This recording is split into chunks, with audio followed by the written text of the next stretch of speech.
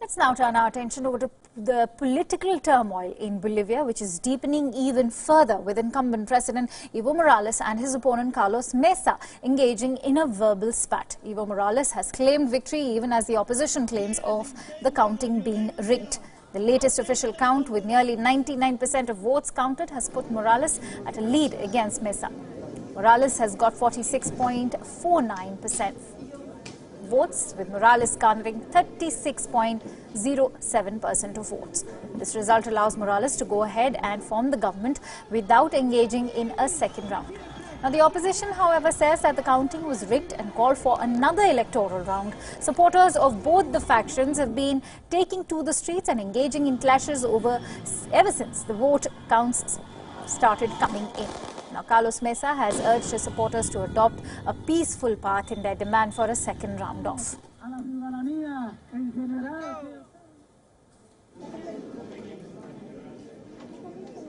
The Organization of American States, an independent regional organization, has also recommended holding a second round, citing the unexpected interruption to the vote counting process and a sudden shift in Morales' favor post the resumption of counts.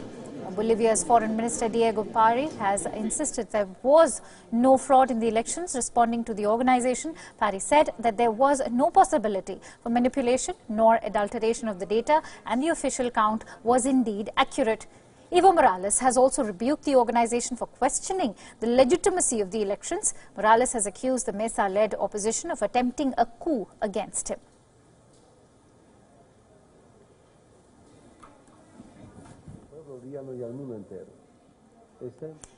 Now, Iraq is bracing for another round of anti-government rallies. People were seen flocking to the supermarkets and petrol stations to prepare for the anticipated protests. The last time protests took place, authorities had imposed a curfew in several cities, including the capital. Several roads were shut and internet access was severely restricted. The government has said that more than 150 people were killed between October 1st and 6th after protesters resorted to violence. The Iraqi Prime Minister Adel Abdul Mahdi has issued a stern warning to the demonstrators, saying people would be free to exercise their right to demonstrate at the imminent anti-government protests, but violence would not be tolerated.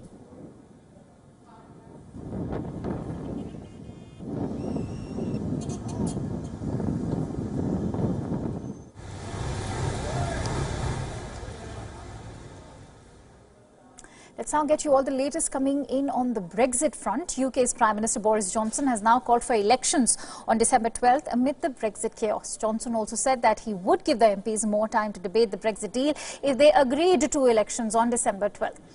Boris also added that he expected that the European Union would grant an extension, even though he really did not want one. I'm afraid it looks as though our EU friends are going to respond to Parliament's request by having an extension, which I really don't want at all.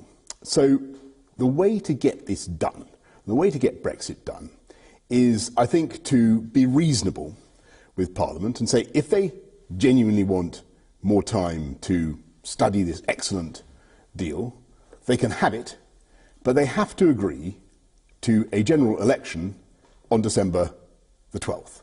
And that's the way forward.